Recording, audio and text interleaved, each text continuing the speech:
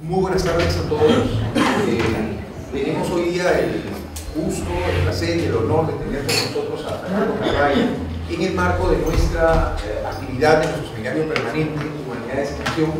Como ustedes saben, este es un seminario permanente que pretende reflexionar, o mejor dicho, a partir de la invitación de ilustres egresados de nuestra facultad o personas que han tenido una formación humanística y que se dedican a actividades distintas a la docencia o la investigación, hacer ver a nuestros estudiantes de la facultad, a los estudiantes de estudios generales también, la importancia de la formación humanística para abordar cualquier actividad laboral, ¿no? Sobre todo para un poco sacarnos de la cabeza la idea de que el pregrado nos va a definir laboralmente, cuando la realidad es que el posgrado tiene más importancia con respecto a ello. Y con Fernando Carvalho, que ha vivido muchos años en Francia, veníamos justamente conversando del caso del actual presidente de Francia, Emmanuel Macron, que es filósofo, ¿no? Que luego hizo un posgrado en finanzas, fue banquero y terminó siendo presidente de la República, ¿no? Entonces, esa es un poco la idea del seminario. Hemos tenido ya algunos invitados previamente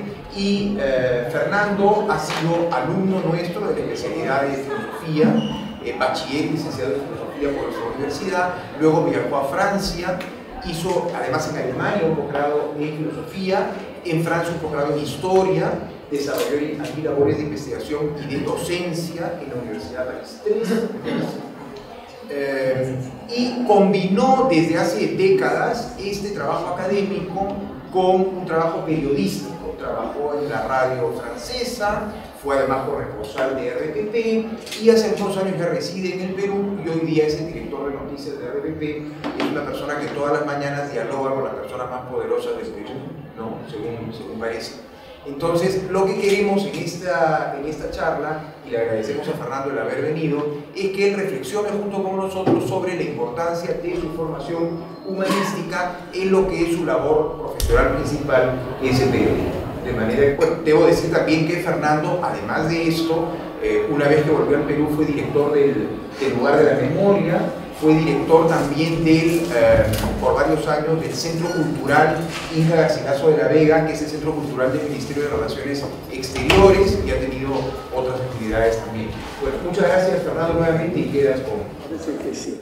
Muchas gracias, señor decano, por esta presentación y sobre todo por haberme invitado por dos razones. En primer lugar, porque puedo conocer a jóvenes estudiantes y ojalá que pueda oír preguntas y tratar de darle respuesta, y encontrarme con algunos colegas también, algunos de los cuales han estudiado conmigo aquí hace más de 40 años. Me da pena decirlo, pero efectivamente yo entré a esta universidad en el año 70, cuando tenía 15 años, y no he cesado de estar vinculado con ella de alguna u otra manera. Esta invitación la agradezco profundamente por esa razón.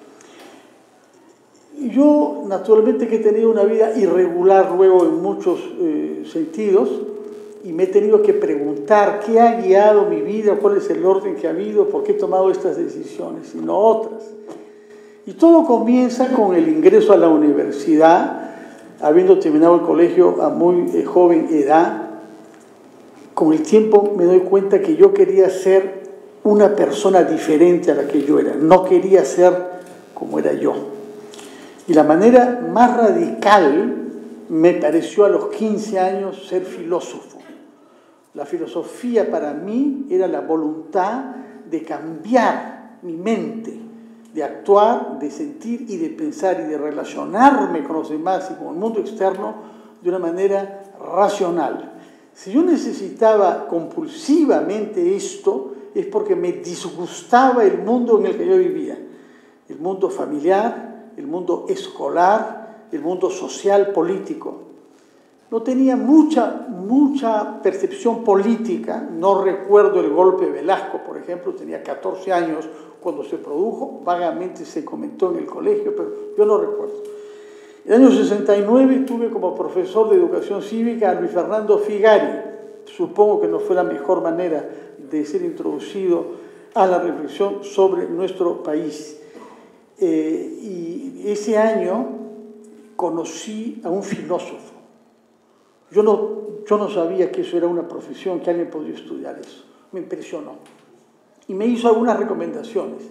Leí sobre todo, gracias a él, cosa que le agradezco mucho, la Apología escrita por Platón. Y descubrí a Sócrates.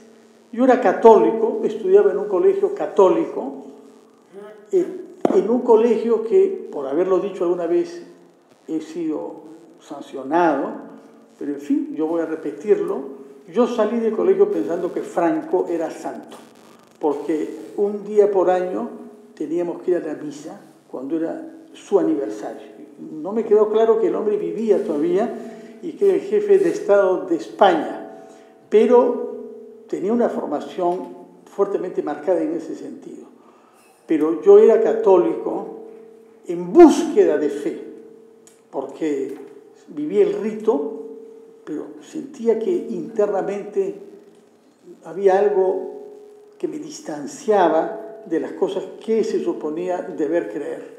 En ese contexto, a los 15 años, Sócrates fue una revolución mental para mí. Es alguien que yo admiré con la misma intensidad con la que había admirado a Jesús, y que lo sigo admirando. Pero ¿por qué lo había admirado a Jesús? Por su lado perdedor, por su sufrimiento, por su fracaso humano, histórico. Sócrates era lo contrario para mí. Tenía ironía, tenía humor, y era un hombre que no se había movido del lugar donde nació, Atenas, salvo para ciertos servicios militares, y que dedicó su vida a cuestionar los fundamentos mentales con los que sus contemporáneos vivían. Y eso correspondía exactamente a lo que yo necesitaba. Felizmente, que por esos años, un filósofo de la época que fue profesor de filosofía mío acá, Luis Felipe Alarco, publicó su obra más importante llamada Sócrates y Jesús ante la muerte. 2 volúmenes de 400 hojas cada uno. Y muestra lo siguiente: Sócrates muere rodeado de gente que está dispuesta a dar la vida para salvarlo. Y hacen en efecto un plan para que él se pueda escapar. Se muere con la más grande serenidad. Se muere sintiendo que había cumplido plenamente lo que él había querido hacer, sin ningún traidor en torno a él. Y se muere a los 70 años manteniéndose en la duda. Era capaz de dudar, no sé lo que venga después de muerte. De pronto hay en efecto, como dicen algunos poetas, un Hades, y entonces iré ahí y seguiré haciendo lo mismo que he hecho acá, interrogar a la gente, pero en vez de hablar con mis contemporáneos, buscaré a Aquiles, buscaré a Hesíodo, buscaré a Homero, y hablaré con gente más interesante, vamos, que la que tengo delante de los ojos. Es una muerte notable, que es un motivo iconográfico fuerte en el occidente, menos que la de Jesús. Y porque cuando el esclavo entra con la cicuta, un hombre que está acostumbrado a aplicar la pena de muerte, es un verdugo, y va con 2, digamos, guardias corpulentos para que beban la cicuta, se sorprende de que por primera vez en su carrera Sócrates toma el vaso, dice: no te molestes, yo lo voy a hacer tranquilo, y no le genera problemas. Se echa, se cubre, anuncia que ya siente frío en las piernas, como le habían enseñado, que el veneno iba a subir hacia el corazón. Y cuando se creía que podía estar muerto, se destapa, pues se había cubierto con una sábana, y le dice a su mejor amigo, el viejo Critón: no te olvides que le debemos un gallo a Esculapio. Tiene una deuda pendiente que él quiere hacer pagar. Hay miles de libros que se han escrito qué cosa es lo que quiso decir Sócrates con esa frase final. Hay varias interpretaciones, si se trata de alguien amigo de ellos o más bien el dios de la medicina, a quien ritualmente había que recompensar con un gallo cuando uno se curaba quizá de la vida. En contraste con esto, muestra Luis Felipe Alarco, Jesús muere traicionado por la gente en la que había confiado más, muere postergado en el voto popular ante Barrabás, y muere dejando gente aterrada, que se pasa 40 días lleno de miedo. Quizás hay un rasgo de humor en la escena del discípulo de Emaús, que al cabo de 3 días de la muerte están regresando a su pueblo, a unos 15 kilómetros de Jerusalén. Yo he hecho esa visita a pie y se les cruzan estas 2 personas que están maldiciendo los 3 años que han perdido por seguir a un falso profeta. Se murió y nos prometió que iba a restablecer o hacer venir un reino del amor, un reino de Dios. Se murió y se acabó. Es domingo, ya pasaron 3 días, no se cumplió nada. Y resulta que Jesús, que los acompaña durante 15 kilómetros, eso se hace en no menos de 5 horas. Y solamente por la noche, cuando tienen que separarse el camino, ellos le proponen que se quede para comer el pan grande que hay que romperlo, y Jesús que lo rompe, y en ese momento se dan cuenta de que era Jesús. Pero en ese momento se marchó, se fue, desapareció. Una escena extraña, curiosa, rara en el Evangelio, que ha sido pintada también mucho, sobre todo por Caravaggio, un famoso pintor del siglo XVI, que era un criminal y que sin duda tenía muchas experiencias que le permitieron comprender lo que es la decepción y la toma de conciencia de que no era justificada la decepción, que en realidad sí, este hombre ha resucitado. Bueno, vuelven a Jerusalén, cuentan esto. Entonces, al arco, la pregunta que se hacía en esos libros es: ¿cómo podemos comparar estas muertes? ¿Cuál tiene más grandeza moral? Cabe la pregunta, de hecho, y estamos hablando de las 2 grandes matrices culturales frente a la muerte y frente en general a nuestra visión del mundo. Y su respuesta, que me sorprendió mucho, es: Sócrates muere tranquilo, mucho mayor, tenía 70 años, ya 33, pero muere tranquilo porque en el fondo no le importan los demás. Él ha cumplido, él se siente bien consigo mismo. Lo que pasa después ya no es asunto suyo. Él ha hecho lo mejor que podía. Arréglense como ustedes puedan con el mundo que yo abandono. Jesús no. El sufrimiento es por los demás. Es porque él tiene una tarea que se va a cumplir a lo largo del tiempo. Cuando leí ese libro, entré en crisis ante 2 figuras completamente diferentes, fundadores de 2 grandes tradiciones, una religiosa, la otra no, pero es vigente también la otra. Y yo quedé perplejo, y creo que hasta el momento soy un hombre que oscilo entre una actitud admirativa frente al mundo clásico y en donde el suicidio es generalizado, cuando hay un fracaso, cuando hay razones de honor, y junto a eso naturalmente el aborto y el infanticidio. El infanticidio se practica sistemáticamente en Roma. Permítanme que 48 años después plantee otra paradoja: el periodismo. Cuando yo era joven, quería estudiar filosofía, tenía una única obsesión: el conocimiento más abstracto posible, más alejado de mis circunstancias psicológicas, más libre, y es decir, más racionalmente elaborado, ajeno del todo a las circunstancias particulares que me han tocado vivir en este siglo y en esta ciudad y en esta sociedad. Y leí en el filósofo Hegel una vez que el periodismo, que es un fenómeno moderno, periodismo que en otras lenguas como el alemán o como el francés o como el inglés se dice jornalismo, y que tiene que ver con el día, journalisme, ¿no? Nosotros hablamos sobre periódico. Un periódico es algo que se publica periódicamente, pero en realidad la mayor parte son diarios, pero no decimos diarismo, como sí se dice en otras lenguas. Es una creación humana que tiene que ver con lo que ha pasado hoy, y donde no puedo publicar lo que ha pasado ayer, ¿no? Hay una canción que habla de eso. No hay nada menos interesante que un periódico de ayer. Nuestro amor es como un periódico de ayer. Efectivamente, es lo que pasa necesariamente con el tiempo. La filosofía es lo opuesto, es lo que no pasa nunca. Por eso es que podemos leer a Platón, y que las preguntas que él se planteó hace 2400 años siguen siendo preguntas que ahora nos planteamos nosotros. sobre la organización política, sobre los fundamentos para decir que una obra de arte es bella, que una vida tiene calidad moral y que nuestro conocimiento es certero. Sobre esos grandes campos de la filosofía no hemos avanzado mucho. Tanto es así que un filósofo del siglo XX ha podido decir, Whitehead, que toda la historia de la filosofía no son sino notas a pie de página de la obra de Platón. Quiere decir que entre el periodismo y la filosofía hay una oposición, y yo tengo la misma ambivalencia que enuncié entre Jesús y Sócrates.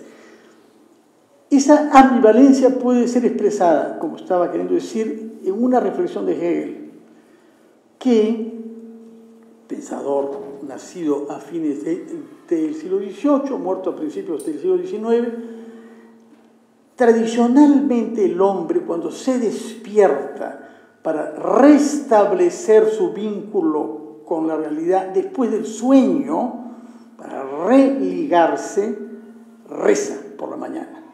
La oración matutina es la expresión de querer religarse con la totalidad con Dios o sin Dios, pero totalidad. Eso es el periodismo contemporáneo, dice Hegel. Y yo he vivido eso. Yo formo parte de una generación más en Francia que acá, porque acá leía periódicos, leía revistas, estaba informado. Ya no me acuerdo mucho cómo, pero estaba informado. En Francia es clarísimo. Uno escuchaba, estoy tentado de usarlo en pasado, radio. Incluso mucha gente se despierta con una radio programada, porque va a tener noticias, va a informarse de muchas cosas, algunas de las cuales son indispensables para salir a la calle. Por ejemplo, el clima, porque son sociedades en donde el clima tiene una presencia necesaria. Uno se viste de una manera u otra según lo que se prevea y es confiable la meteorología, por lo menos en el corto plazo. En realidad a nosotros no nos importa tanto el clima porque tenemos 2 estaciones, ni hace tanto calor en verano, ni hace tanto frío. Nos quejamos todo el año de calor y de frío, pero en realidad es un país, por lo menos en la costa central, en donde no importa tanto, no hace falta poner la radio y saber cuál es la temperatura que hace. Yo más bien me he quedado con la curiosidad del clima permanentemente, pero tenemos ahora teléfonos celulares, ¿no es cierto?, para saberlo. Pero también hay que saber muchas otras cosas, por ejemplo, si hay una huelga o no, si hay ciertas dificultades en el metro.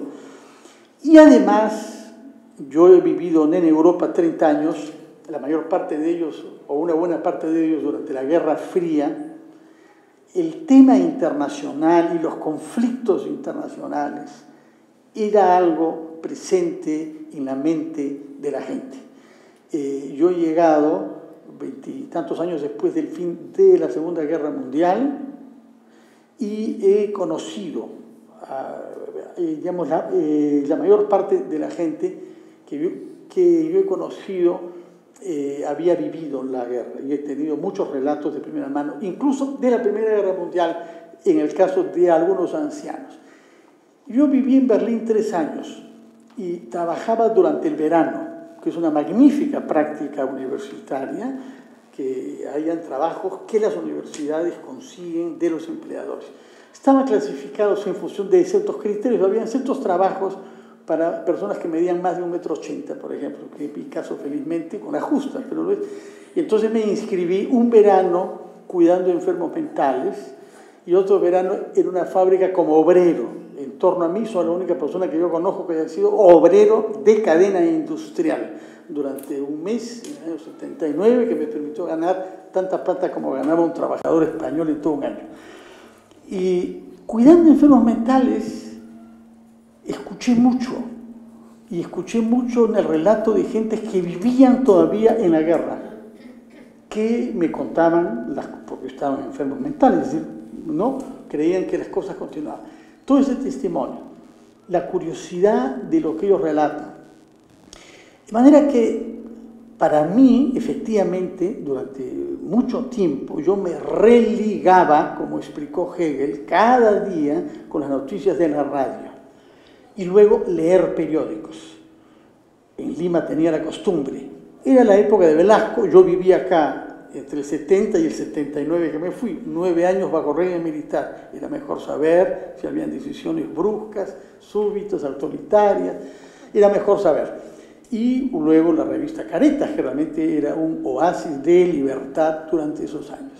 O sea, para Hegel, el periodismo cumple la función en la sociedad secularizada que la oración matutina. Yo no sé cuánta gente rece ritualmente por la mañana cuando se despierta, si esa necesidad se hace sentir o no. Tampoco sé cuántos de ustedes escuchan noticias en la radio o están informados desde temprano, porque sé que cada vez se escucha menos radio y menos televisión y que los jóvenes de su generación utilizan redes sociales para estar informados de las cosas. Frente a esta visión grandiosa de Hegel, el periodismo viene a reemplazar la necesidad de los seres humanos de religarse con la totalidad. Caí una vez sobre una pérfida frase de Borges, que escribió, yo no leo diarios y nunca leeré, porque no pasan cosas importantes todos los días. Y si pasaran, esas no saldrían en los diarios. Y ese es el argumento borgiano para no interesarse, para no seguir la actualidad periodística. Quizás es una butada, más es lo que dice que lo que hacía, porque cuando uno ha visto el diario de Bioy, se da cuenta que una persona con una curiosidad política y con un gusto por los chismes y sobre todo por saber que los peronistas estaban siendo destrozados y que es una curiosidad cotidiana, ¿no es cierto? Ese tipo de pasiones generan una curiosidad permanente. En consecuencia, repito, el joven que yo era tenía una búsqueda obsesiva. En esa época, curiosamente, yo creo, no pensábamos tanto en trabajo. Recuerdo alguna vez conversado sobre cómo iba a trabajar, cómo iba a ganarme la vida. Pero mi obsesión era dotarme de un funcionamiento mental que en buena cuenta significó germanizarme. Por eso quise aprender alemán y durante esos años estudiaba también, como era necesario en el currículum de esa época, y esto es un tema crucial para el concepto de humanidades, latín y griego. Y estoy muy agradecido de haber estudiado latín y griego, tengo satisfacciones enormes ahora. Les confieso, durante todo este último año y medio que he estado confrontado como periodista al tema de la corrupción, entrevistando cotidianamente a Kuczynski, a Humala, a Vizcarra y al resto, y uno se pregunta, ¿y cuál de estos está mintiendo? O quizá todos, no lo sé. Esa angustia que genera la exposición a personas por razones profesionales, que sabe uno que están ocultando parte de la verdad, yo la he podido sobrellevar humanamente solamente porque el último año y medio me he dedicado a refrescar mi latín y a estudiar historia romana, con la convicción de que eran peores que nosotros. Lo que es agradable de leer historia romana es que la corrupción era mucho peor, la mentira mucho más generalizada y el interés personal en la vida política algo que se daba por entendido en todos los niveles. El libro mayor que me ha sido útil sobre eso es de la gran latinista británica Mary Beard, que tiene un admirable libro llamado SPQR, Senatus Populusque Roma, que se pregunta ¿cómo voy a contar una historia de 1000 años? Y bueno, hablemos sobre el golpe de Catilina y la intervención rutilante que tuvo Cicerón para frustrar este golpe de Estado. Y entonces uno dice, caramba, Cicerón, un intelectual, filósofo, lector de Aristóteles, que ha escrito libros de filosofía importantes, obras de teatro, etc. Y lo que muestra Mary Beard con una crueldad notable es que todos los actores políticos están comprometidos con la corrupción y que las motivaciones que tienen incluido Cicerón no tienen nada que ver con lo que ellos dicen. Es un libro de una crueldad y sin embargo uno admira los logros romanos. Entonces yo me digo que lo mismo podremos decir sobre nuestro país. Aun si toda la clase política en su conjunto fuese corrupta, y si para todos los actores que toman decisiones de la vida pública sus intereses económicos son más importantes que sus ideales, pese a eso hay algo que admirar en las instituciones que se van construyendo, pese a nuestros dirigentes y en los seres humanos que forman nuestra sociedad. Es esa convicción que me permite a mí, filósofo, aunque renegado, apóstata de la filosofía, sobrellevar el diálogo con gentes de las que yo sé que vienen para mentir. Y si quieren pasar por RPP es porque están buscando alguna imagen, señalarse esto y lo otro. Es el trabajo que yo hago. No es solamente eso. Esta mañana hemos tenido un diálogo admirable con el cardenal Barreto, obispo de Huancayo, que está fuera de eso, pero no es un hombre del mundo político. Y hemos hablado también con futbolistas, porque el partido esta noche, con el señor Eleazar Soria, que era jugador de la selección peruana de fútbol cuando yo era joven, que en el curso de nuestro diálogo, cuando yo vi que introducía valores, terminó confesando que hoy ha dejado la punta derecha de nuestra selección para ser pastor evangélico en una iglesia del centro de Lima, cosa que yo ignoraba.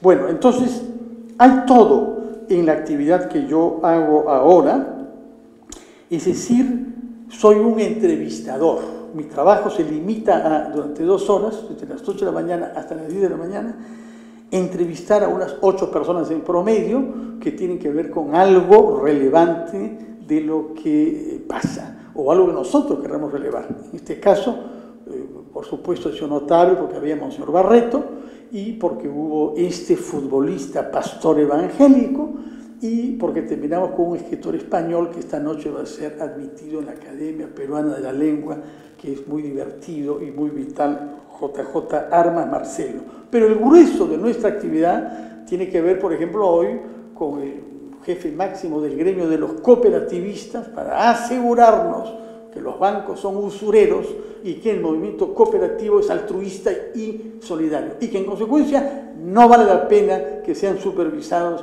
por los mismos organismos que supervisan a los bancos. Eso tiene uno que oír y tratar con respeto y tratar de aplicar finalmente el método socrático. Sócrates estaba persuadido de que el aprendizaje no requiere salir al mundo exterior, sino entrar a las verdades que están inscritas en el alma. Por lo menos es la versión que da Platón. Y que por eso conocer no es sino recordar. Hay un conocimiento que se pierde con la encarnación del alma en el cuerpo humano y su arte filosófico, como el de su madre, que era obstetra, es hacer nacer la verdad que están las personas. Yo vivo animado por esa idea y por el título genérico a la obra de Platón, su más importante discípulo, Diálogo. Y ese es el trabajo que hago. Pero el periodismo tiene un límite diferente, repito, lo que interesa hoy y lo que no tenía lugar ayer. Hablar de las cosas de ayer es para el periodismo. El humanismo, cómo se ejerce y de dónde nace y cómo entra. El humanismo hoy amenazado desde muchas perspectivas diferentes, es decir, la pérdida de fe en el valor de la persona humana. Y esta pérdida de fe, esta pérdida de valoración por lo que somos como especie, es una actitud promovida desde frentes diferentes. En primer lugar, el de la corrupción. El de la corrupción y el hecho inevitable de que las noticias periodísticas priorizan las cosas que van mal. Naturalmente hay una razón que tiene que ver con el mercado. Lo que más vende, y lo que más vende en el periodismo, lo que más dinero da, son los canales abiertos de televisión, en los que no trabajo yo, que algunos de los cuales priorizan sesgada y exageradamente crímenes y horrores, sobre todo si se producen al interior de las familias, que es lo que más parece atraer, ver las desgracias de los demás. Así es, hay un atractivo por el mal, y hay cierto periodismo que enfatiza eso, por razones de mercado, de interés, pero quizás hay una razón antropológica también, que ha sido desarrollada por un gran psicólogo de la Universidad de Harvard, Steven Pinker, que tiene un libro este año que se llama La Ilustración Hoy, Enlightenment Now, que es un libro de defensa del humanismo hoy. Y él sostiene que el lenguaje nace, porque su tema inicial es el origen del lenguaje y la relación entre el funcionamiento neurofisiológico del ser humano y el lenguaje. La tesis de que nacen a partir de los mensajes que damos sobre cosas indispensables de saber por la comunidad. Este funcionamiento existe también entre ciertos animales. Algunos saben qué pueden decir las águilas. Y efectivamente es probable que nuestros ancestros hayan necesitado saber si viene un león o no, y si van a caer rayos o no, y si está faltando alguien de nuestra horda que no ha regresado por la noche. Son las malas noticias las que cuentan a un hombre expuesto en su vulnerabilidad ante la naturaleza. Necesitamos transmitir las malas noticias y los riesgos, de manera que fuera del interés del mercado y del atractivo mórbido por el mal que los otros viven, hay una quizás razón que es antropológica, que tiene que ver con la historia de nuestra especie. Las malas noticias circulan más que las buenas. ¿Qué imagen da un periodismo que, por ejemplo, sobre el tema mujer, todos los días tiene que mostrar los crímenes que han habido? ¿Qué valoración podemos cultivar de lo que es el ser humano, de lo que es la vida humana, ante 80% de jóvenes mujeres limeñas que tienen miedo de tomar el transporte público, según las encuestas? Vivimos en una sociedad donde al menos 80% de las mujeres jóvenes creen que es peligroso desplazarse en transporte público.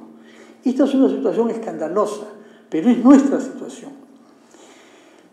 Las dudas ante el valor del ser humano no son de hoy. Y el humanismo nace justamente en la antigüedad, una vez más, grecorromana y bíblica.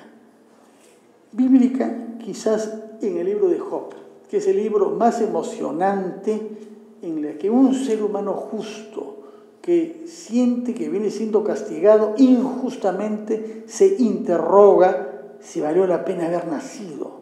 Esa pregunta es rara en la Biblia. Es rara en las religiones en general, sobre todo en la Biblia, que nace con el relato de la creación. Es un libro, por eso, excepcional, el libro de Job. En la misma época en que se ha escrito este libro, se ha producido en Grecia, y algunos incluso creen que hay una influencia de otras fuentes ajenas al mundo semítico, aparecen una serie de figuras. A mí siempre me impresionó cuando era joven el poeta Píndaro. Estoy hablando de una época preclásica en la cultura griega. El hombre es el sueño de una sombra. El sueño de una sombra. Es un bellísimo poema. Hay otros poemas bellísimos de Píndaro que exaltan, sin embargo, sé tú mismo, ¿no? Yo recuerdo que el poeta Paul Valéry, en su libro admirable Cementerios Marinos, pone como epígrafe justamente un díptico de Píndaro: hombre, no aspires a ser inmortal, pero agota el campo de lo posible, más o menos. Seguramente Luis Bacigalupo conocerá estos textos griegos y tendrá mejores traducciones que yo. Pero cuando un poeta dice que el hombre, tú no eres sino el sueño de una sombra, contemporáneo de Genófanes, de Colofón, que pretende criticar la versión de los dioses dadas por Homero y Hesíodo. Los dioses, como ustedes saben, son celosos, le quitan la mujer al prójimo, son codiciosos, son borrachos, son coléricos. Todos los vicios encarnados en los dioses en los que se forma un joven griego. Y aparece una generación, siglo VI, en la que se pone en duda en el valor de Homero, Platón también, más tarde. Pero hay una meditación sobre qué cosas estamos enseñando sobre los dioses y se atribuye a Xenófanes. No estoy seguro de que sea un texto, aunque figura en lo que nos queda de sus fragmentos. Los tracios creen que los dioses son rubios y tienen los ojos azules. Los etíopes creen que son morenos y tienen la nariz chata. Y si las vacas pudieran dibujar, pintarían a los dioses como vacas. Cuando se dice eso, estamos ante un cuestionamiento de quién ha creado a quién. Los hombres creamos a los dioses, como es una tesis que va a ser desarrollada en el siglo XIX desde diversas perspectivas. Pero entonces, ¿qué es esta criatura? Antropos, hombre, palabra que no existe en muchas lenguas. Palabra que no existe en muchas lenguas. Hombre como ser humano. Antropos. El malvado escritor cubano Guillermo Cabrera Infante dice que los caribes humanistas hacían la guerra bajo la consigna de solo nosotros somos gente. Y cuando uno pregunta a muchos etnólogos peruanos si existe el concepto de hombre, aparentemente no en la mayor parte de nuestras lenguas nativas. Ashánica, yo soy un ashánica, pero hay una palabra que me integre a mí junto a los que no son, es decir, hombre como todos somos hombres, aunque sea mi enemigo, aunque no me guste, aunque sea de una etnia, de una lengua diferente. No es fácil, es una palabra relativamente compleja, como pasa con muchas otras palabras. A mí me sorprendía mucho cuando trabajaba en el Museo de la Memoria que muchas ceremonias en quechua, una de las pocas palabras que yo entendía, sé un poco de quechua para leer, pero cuando hablan me es más difícil, era la palabra víctima. Y hasta que pregunté, pero ¿por qué no existe una traducción quechua de la palabra víctima? Y un amigo lingüista me dijo, porque no hay tampoco traducción castellana, ni alemana, ni inglesa, ni tampoco francesa. La víctima es un concepto de la religión romana, como hostia, no se traduce hostia. Hay dos tipos de ofrendas sacrificiales. Las que uno hace porque se ha portado mal y quiere ser perdonado, y las que uno hace para dar gracias por algo que ha recibido. Eucaristía y víctima. En consecuencia, la palabra víctima tampoco existe en las lenguas occidentales. La hemos adoptado del latín tanto como los quechuas, porque tampoco existe entre ellos, no existe esa práctica religiosa, y en consecuencia tampoco existe la palabra. Lo que quiero decir es que respecto del humanismo y mi formación filosófica, uno atraviesa todo este proceso de la filosofía griega que va a, como sabemos, renacer en el siglo XV, cuando aparece lo que llamamos técnicamente el humanismo. Algunos autores del siglo XV y XVI, italianos como Ficino, Mirandola, francés como Montaigne, que relanzan sus estudios de temas griegos y latinos. Griegos que prácticamente habían desaparecido durante la Edad Media. Tomás de Aquino, que es un aristotélico, no sabía griego y descubre que Aristóteles es importante por un autor árabe, en Averroes, y pide que se traduzca la obra de Aristóteles para él. Bueno, el humanismo que nace así en el siglo XVI tiene una historia complicada, mucho más complicada de lo que parece, y tomará siempre sus fuentes de los filósofos griegos. No hay pasaje más bello sobre el ser humano, yo estoy tentado de leerlo, pero el tiempo corre y yo prefiero que hayan preguntas, que un coro de Antígona, que leo brevemente algunos pasajes. Hay muchas cosas admirables, pero nada es más admirable que el hombre, antropos, ¿no? que hay todo un elogio del coro en Antígona, cantando lo que el ser humano es capaz de hacer y su especificidad en el universo, entre los animales. ¿Qué tiene que ver el humanismo con la práctica periodística? Yo me lo pregunto con frecuencia, hay días en que me deprimo y que siento que he equivocado mi camino, pero, como les dije, la historia romana, en particular este último año, me ha servido mucho para mirar que en medio del barro siempre hay oro que puede resaltar, y en medio de la miseria moral hay una grandeza que hay que saber reconocer. Me lo alimento además yendo a mi trabajo a pie, antes de las 7 de la mañana. Caminar antes de las 7 de la mañana permite que uno entre en contacto con una ciudad y con una población urbana diferente que la del resto del día. A partir de las 8, de todas maneras, el tráfico ha creado un clima de agresividad. Nadie puede ser amable, nadie puede ser por cortés, es difícil tener gestos elegantes, ceder el paso, etc. No es así antes de las 7 de la mañana. Yo cruzo un parque donde hay señoras que limpian, que recogen desechos, a veces converso y me cuentan el trayecto que han tomado para venir desde zonas a veces bastante alejadas.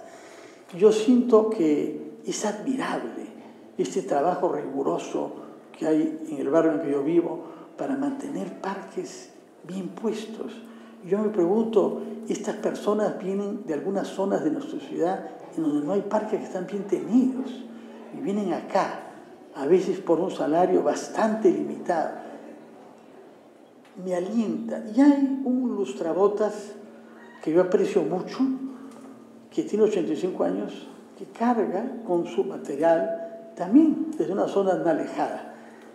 Desde hace un tiempo yo uso zapatillas porque tengo dificultades con las rodillas que no son de cuero y que ya no puede ilustrar, de manera que a veces salgo de mi casa con zapatos viejos para poder conversar con él.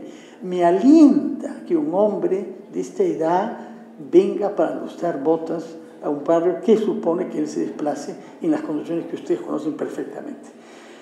De manera que atravesar ese parque, caminar por la mañana, me llena de un sentido de respeto a las personas en su diversidad, en sus dificultades, porque personas de mucha edad, que no han recibido instrucción, que no han tenido tiempo libre, ¿cómo puede haber a veces una calidad moral superior a la que tenemos tantos privilegios como estudiar en una universidad privada como esta y tener profesores que han pasado años de años estudiando en universidades acá y fuera de acá para transmitirnos algo y para abrirnos la posibilidad de tener modelos en la vida?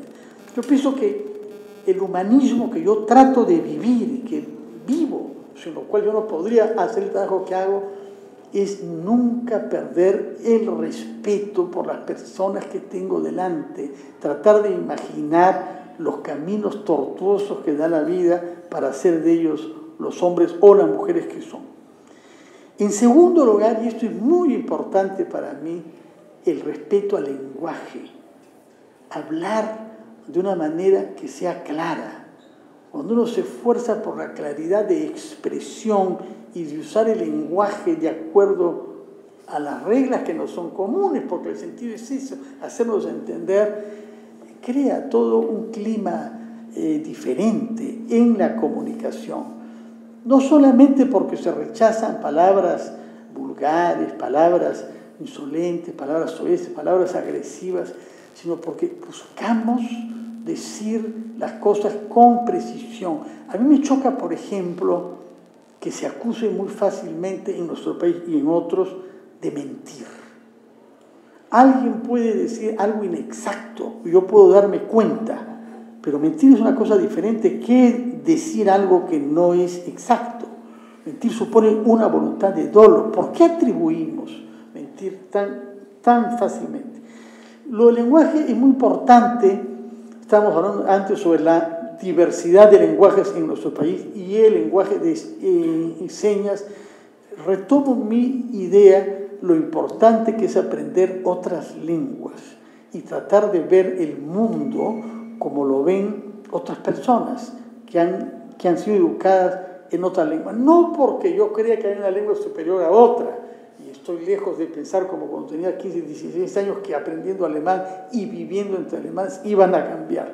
No les he contado cómo evolucionó eso, pero ciertamente no es así. Hay una sátira que hace Voltaire de cartas como las cartas persas. Un joven portugués estudiante en Francia le escribe a su papá en Portugal.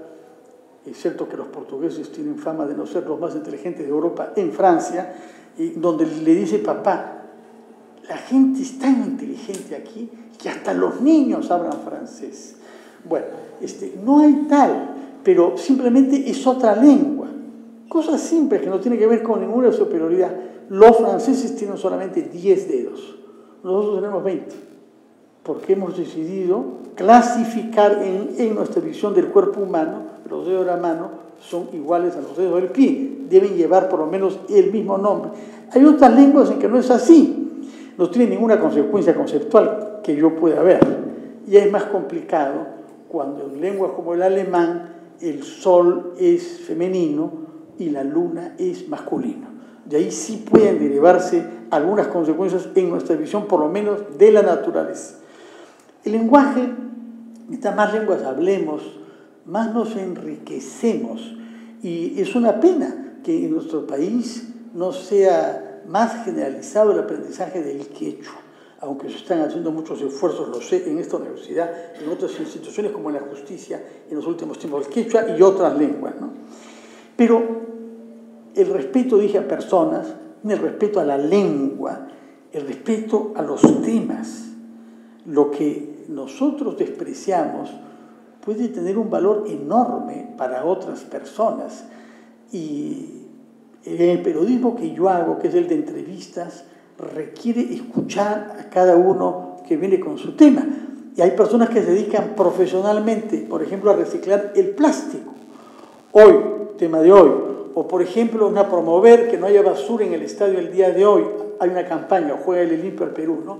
Y otros vienen a hablarnos sobre las maravillas de las cooperativas. Y otros vienen a hablarnos sobre los esfuerzos que ha hecho el gremio de médicos para dar un mejor servicio y que las colas sean menos pesadas en los hospitales. En fin, cada persona tiene un tema. Y entonces, una mirada serena, respetuosa a esos temas entre los que hay. Hay algunas particularidades con el periodismo de hoy, que quiero mencionar rápidamente, que ustedes conocerán mejor, que tienen que ver con lo que ya mencioné antes, lo de las redes sociales, que permiten, por una parte, que nos mantengamos comunicados en cualquier parte del mundo y con mucha gente. Es extraordinario los recursos que nos dan. Yo hace poco tomé el metro para ir a El Salvador, un largo trayecto, 30 minutos, largo ahora, antes cuando había que tomar microbuses era mucho más, y en la silla, en la banca delante de aquella en la que yo estaba, habían 5 personas sentadas, y los 5 estaban mirando sus smartphones durante el trayecto. Me pareció admirable, me pareció que ese momento de soledad sean aprovechados. No vi qué cosas estaban mirando, espero que no sean películas particulares, pero todo puede ser, ¿no? Pero me pareció estimular, es el momento, efectivamente, llenar ese tiempo, que si no, quizás sería vacío. Pero estos mismos recursos extraordinarios que tenemos, que tiene el periodismo, que tiene toda persona que quiere comunicarse con otra, tiene algunos riesgos, tal y como yo veo en mi profesión, en la profesión que yo ejerzo, no sé si es mi profesión, pero la que ejerzo actualmente. Es el que se puede escribir sin poner su firma, la diferencia del periodismo. Yo pienso esto, yo digo esto, yo hago esto. Las redes sociales permiten usar anónimos, recurrir al anonimato, y uno lo hace para agredir. Me parece una cosa grave que no haya una persona que asuma lo que dice. El segundo problema grave es que, como uno tiene contacto con mucha gente, cientos de personas o miles de personas, termine por creer que el mundo es como el microcosmos en el que yo estoy. Es un desafío grave que, por supuesto, amenaza en todo orden de vida social también. Nunca podemos alternar con personas de todos los horizontes y tendemos, con la edad sobre todo, a frecuentar a gente que se nos parece. Y eso es malo, porque los seres humanos somos mucho más diversos y hay un aprendizaje que hacer en el contacto con otros seres humanos. Y el tercer lugar del riesgo que yo veo es el problema de la polarización que es favorecido por las redes sociales, en donde por los límites del lenguaje, 140 caracteres, etc., hay poco lugar para los matices y tendemos a odiar más que a buscar consensos o a comprender. Antes de los consensos es necesario comprender qué ha llevado a alguien a pensar de una cierta manera. Y yo lamento mucho que haya un clima más enconado, más polarizado en nuestro país de lo que las diferencias reales podría permitir, porque no tenemos ahora realmente una polarización real como visión de país. Hay un consenso mayor sobre muchas cosas. Felizmente que seguimos discutiendo, polemizando sobre algunas cosas, pero hay una polarización exagerada, favorecida en parte por las redes sociales.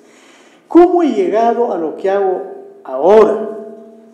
No lo sé bien, han habido circunstancias casuales que me han ido llevando. Yo he sido, como les dije al principio, un hombre que nació motivado de una manera bastante precoz y bastante obsesiva y única por la filosofía. Cuando llego a Alemania en el año 79, tengo un director de estudios que me dijo directamente a mí, ¿por qué quiere estudiar filosofía usted? Y hay tantas cosas que hacer además de la filosofía. Si yo fuera joven, yo no estudiaría filosofía ahora. Y digo además, entonces fue un choque para mí porque yo lo admiraba. Una persona judío que había vivido la guerra en América Latina, que hablaba español, un hombre generoso, un hombre que preparaba sus clases como yo no he visto nunca a nadie, seguramente hay otros como él, pero una dedicación. Profesores alemanes que daban 4 horas de clases por la mañana, todo escrito, leído en conferencias, un esfuerzo intelectual para escribir la clase y darle continuidad de donde salen los libros en Alemania, porque una vez que has hecho ese esfuerzo, el libro es fácil de hacer. Fue un choque para mí. Yo me quise realmente mimetizar alemán, llegué a escribir algunos poemas de amor, que eran escritos interesadamente, pero en fin, escribí poemas de amor. Y quise, cuando llegué a vivir de una manera tal que hubiera sido posible quedarme toda la vida, me di cuenta que no quería.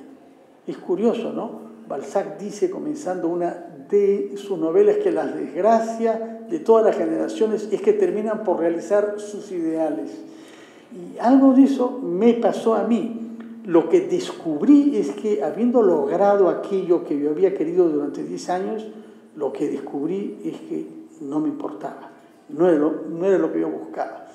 Regresé al Perú durante un cierto tiempo y no me quería quedar acá, estaba alejado de la universidad y me pareció que París era un término medio entre Berlín y Lima, porque yo había ido y había visto a gente que tenían una vida mucho más rica en términos de experiencias humanas, relación con la política, con la literatura. No sé, encontré que era una sociedad en la que uno podía vivir más vidas y entonces quise vivir ahí, tuve muchas experiencias, muchos oficios y al final terminé en la universidad y haciendo periodismo, sin haberlo previsto y sin haberlo calculado, porque además de todo, les voy a confesar a los que no se hayan dado cuenta que yo he sido o sigo siendo tartamudo, lo cual es una paradoja para un hombre de radio, ¿no es cierto? Entonces nunca pensé trabajar en una radio francesa y cuando me sucedió hacerlo, descubrí que me gustaba mucho, que me gustaba la sensación de que uno está comunicándose sin ver a la... Hablo de radio. Entre tanto, las radios en el Perú tienen también canales digitales, canales por cable, ¿no es cierto? Pero es básicamente radio. Lo que RPP tiene es un canal que transmite lo que la gente de radio hace. Antes era solamente radio, y esta idea de comunicarse sin saber uno a quién, cómo digo lo que quiero decir, cómo soy justo con mi tema, tenía algo de la exigencia de la filosofía, ¿no? Ese cuidado que el filósofo tiene para cincelar sus conceptos y cincelar sus frases. A mí me apasionó. Sucedió que por azar alguien me propuso ser corresponsal para RPP y yo acepté, me gustaba mucho, hacía viajes, contaba cosas, cualesquiera que sean en las circunstancias que fueran, a veces manejando autos para poder hablar de algo. Y poco a poco, con el paso de los años, me fui dando cuenta lo que podía interesar en el Perú sobre la vida europea. Y creo que acerté. Cuando vine al Perú y me quedé aquí a vivir después de 30 años de haber vivido fuera, no comencé a trabajar en la radio, alguien me lo propuso en RPP, y yo digo, pero ¿por qué yo? Yo estudio filosofía, yo soy una persona un poco acartonada, no tengo el lenguaje popular, nunca he visto a Gisela, a Valcárcel, a Laura Bozzo, no sé quiénes son, conozco los nombres porque no les conozco la voz. No conozco ni siquiera cómo es la voz de Alberto Fujimori, porque no lo he visto nunca. Es decir, 30 años fuera del Perú. Conozco las cosas y tengo, como historiador, que después me volví un poco también, un sentido muy preciso de la cronología. Tengo una noción clara de los años en que suceden las cosas. Entonces, no, sí, queremos a alguien como tú. Bueno, resulté entonces teniendo este trabajo, que es 2 horas diarias por las mañanas. La verdad es que hay momentos en que vuelvo a mi casa caminando y no salgo hasta el día siguiente. Y puedo dedicarme desde las 11 de la mañana que llego a hacer las cosas que me gustan hacer a mí privadamente. Lo que me enriquece para el periodismo, tanto la información periodística como en este caso la lectura de historia romana. No solo voy mucho al cine, voy mucho al teatro, almuerzo con mucha gente, a los que quiero conocer sobre diversos sectores sociales, económicos. El diálogo a veces solamente de a 2 personas para poder hablar con la máxima sinceridad posible, que ciertamente no es posible ni en la radio, donde estamos hablando ante mucha otra gente. ¿Qué conclusión he sacado de este viaje que me ha llevado a la situación que yo estoy viviendo ahora? Que no era tan importante escoger bien una cosa u otra. Lo importante era hacer bien lo que uno escoja. Eso me parece que yo no lo entendí hasta mucho más tarde, porque yo tenía la certeza de que la filosofía era lo mío, que es lo que yo había querido hacer desde que descubrí la figura de Sócrates en el colegio. Estoy inmensamente satisfecho de haber estudiado filosofía durante 10 años prácticamente, ¿no? O haberme dedicado a eso, pero no importó eso profesionalmente después. Lo que importó es que adquirí ciertos hábitos: el rigor, disciplina, expresión clara, buscar reunir información rigurosamente sobre cada una de las cosas. En el caso de la filosofía, sopesar posiciones diferentes. Nadie tiene la razón al 100% en filosofía y esté equivocado al 100%. No sé si mis colegas filósofos discrepen sobre este punto. Uno se enriquece con todos los filósofos, por errados que sean. Por ejemplo, Berkeley, que sigue siendo un desafío para los filósofos, cuya filosofía reposa sobre la idea de que nada existe. Entonces, por supuesto que era el filósofo que le gustaba más a Borges, ¿no? Y a Bertrand Russell. En algún sentido, como saben, Russell, uno de los grandes filósofos del siglo XX, escribió una obra de literatura a los 80 años de edad.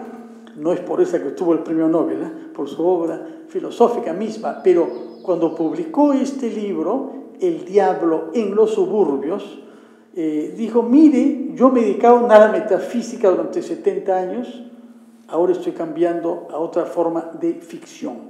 O sea, un cierto relativismo con humor respecto a lo que él había hecho. Incluso comenzó como matemático Russell, ¿no? Tengo la convicción de que lo que sea que uno haga, si lo hace con rigor, con entrega, con entusiasmo, aprenderá cosas que se aplican a cualquier otra actividad. Eso comencé a descubrirlo cuando visité universidades inglesas y me preguntaba qué van a hacer estos colegas míos que están estudiando filósofos, que están estudiando filosofía. Y descubrí efectivamente que había una gran variedad de actividades que ejercían, porque en la Gran Bretaña de la época y en la de ahora se reclutaba filósofos justamente porque se les presumía capacidad de análisis, capacidad de síntesis, expresión clara, argumentos convincentes. Yo creo que cualquier formación que haga uno, si la hace, repito, con entusiasmo, con entrega, capacitará para vivir de la mejor manera posible.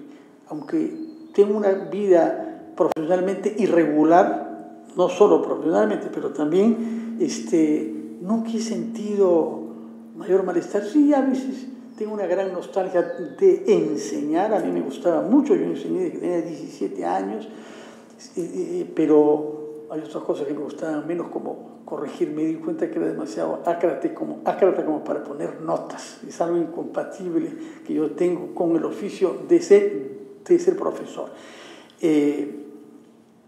Lo que sí es importante, me parece, para quienes estudian, es tener una idea clara de que hay ciertas disciplinas humanísticas que son indispensables para todo ser humano.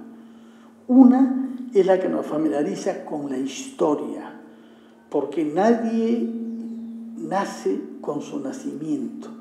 Cuando uno nace, hay un largo proceso anterior a través de nuestros padres, nuestros ancestros, que se expresa en la lengua, que se expresa en costumbres, que se expresa en una cultura. Mientras es más lúcido uno sobre eso, y la historia permite hacerlo. El segundo tema, no solamente la historia, sino es la lengua. Tanto el funcionamiento de la lengua desde el punto de vista de las reglas, la gramática, sino respecto del uso que hacen de la lengua los escritores. Es importante mantener el diálogo con los grandes escritores de nuestra lengua y de otras lenguas. Y es importante para toda persona tener una cierta familiaridad con la filosofía. Yo sé que es una disciplina que está desapareciendo de muchos currículos en todo el mundo, pero, y junto a eso, naturalmente, repito, el tema de las lenguas clásicas. Es apasionante reunir estas tres dimensiones de filosofía, historia, lengua, con el origen de las palabras. ¿Qué quieren decir las palabras? Porque las palabras que usamos condicionan nuestro pensamiento y nuestra manera de vernos.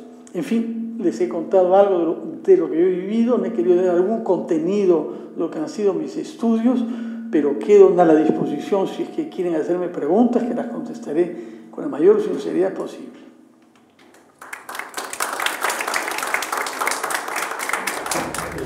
¿Qué opinas de los periodistas que sus tratos con los jefes de Estado sean democráticos o dictadores, en este caso dictadores de múltiples crímenes, sean complacientes, se acomodan al poder y cuando pasan ese gobierno cambian de pelaje? ¿No hay miseria moral en ellos? Sí, sin duda la hay. Eso sucede en todos los países del mundo. No solamente periodistas, lamentablemente, ¿no? Lo hay en todas las otras profesiones, abogados, sabemos por Carlos Fuentes ese famoso pasaje de un general mexicano que pregunta: ¿qué hora es? La que usted quiera, mi general. Es decir, modificar la verdad, mi general. Eso no afecta solamente a la prensa. Hay miseria moral entre los periodistas como entre todas las otras profesiones. Felizmente que no tenemos dictadores en el Perú desde hace algún tiempo, pero lo que sí hay es personas corruptas, ¿no? Y es bien difícil, efectivamente, ser independiente. Y yo me doy cuenta, como periodista, que el desafío no es tanto político, dictatorial, sino una independencia de los poderes económicos. Una persona como yo cree, por ejemplo, esto es un tema polémico, pero en fin, lo puedo decir, ¿no?, que tenemos un tabú demasiado generalizado contra la minería en el Perú. Yo creo que históricamente nuestro país ha sido un país minero y debe seguirlo siendo, sin lo cual nuestro desarrollo está comprometido. De la mejor manera posible hay que hacerlo. Hay criterios ambientales y hay consulta previa que hacer a las comunidades concernidas. Pero la oposición, curiosamente yo lo vi la primera vez aquí en esta universidad hace unos 15 años que vine de Francia y había una manifestación con un cartel que decía minería no, agricultura sí. Pero ¿por qué minería no? Por supuesto que hay que rechazarla, una minería contaminante o abusiva o expoliadora, pero la minería como actividad humana, que acá existe desde antes que llegaron los españoles. Entonces, creo eso. Pero ¿qué sucede si tengo que entrevistar a un dueño de empresa minera que sé que ha hecho cosas incorrectas y que quieren escamotear, cosa que sucede? No es un dictador, pero es un poco lo mismo, ¿no es cierto? Hay un poder económico acá, además él practica algo que yo aprecio. Digo minería porque es particularmente conflictivo, pero podemos hablar sobre muchas otras cosas. La alimentación, por ejemplo, leche Gloria, tal y cual, gaseosas, porque tienen derecho a expresarse y vienen a RPP. Creo que los que producen Coca-Cola no han venido, no recuerdo, pero realmente es difícil de defender. Pero no solamente es el poder político, ¿no? Son todos los poderes, entre ellos los poderes económicos. Es bien difícil mantenerse independiente y quizá esa es la razón por la que voy a las menos reuniones posibles. Y me pasa como me ha sucedido con muchos escritores que he conocido en Francia, era mejor no conocerlos personalmente. Sucede lo mismo con actividades que yo aprecio, porque sí creo que se ha instalado en nuestro país una imagen negativa de nuestra historia. El domingo pasado, yo voy mucho al teatro, salgo por las noches a ver teatro y también cine, y fui a ver una pieza de un grupo que yo aprecio mucho, que es Yuyascane, aquí en Magdalena. Una pieza llamada Sin Título, que en buena cuenta es una representación de la historia del Perú. Independencia, guerra con Chile, algunos incidentes del fines del siglo XIX, González Prada aparece, siglo XX, Fujimorismo y momento actual. Yo dije, caramba, qué tristeza que me da que todos los temas terminen mal. González Prada, por ejemplo, que parece bien, yo le tengo una cierta antipatía. Uno que no dijo el discurso él mismo, lo manda a leer en Politeama porque aparece el discurso. Y uno se portó mal con Ricardo Palma, una cosa un poco cruel, hacer lo que él hizo contra el director de la Biblioteca Nacional. No sé que es una polémica vieja del siglo XIX, pero ¿por qué una figura como él puede terminar de esa manera, ¿no? Bueno, y como si todo terminase mal ahí, ¿no? Salvo siempre Grau y Cáceres. Grau y Cáceres. Cáceres hoy, porque hace un par de años pude ver una exposición sobre caricaturas políticas del siglo XIX en el Perú, donde había una sobre las condiciones en las que Cáceres es echado del poder de la presidencia en el año 95. Es decir, 12 años apenas después de Huamachuco, es lo que equivaldría hoy al año 6. El año 6 es cero en Huamachuco, el año 18 termina peor que Kuczynski, realmente peor. Convencido a que renuncie por el nuncio Giuseppe, me olvidaba el apellido, creo que Facchini, que le dice esta frase extraordinaria: general, a usted lo odian hasta las piedras.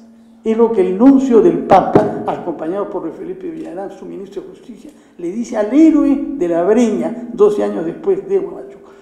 Hasta Cáceres termina así.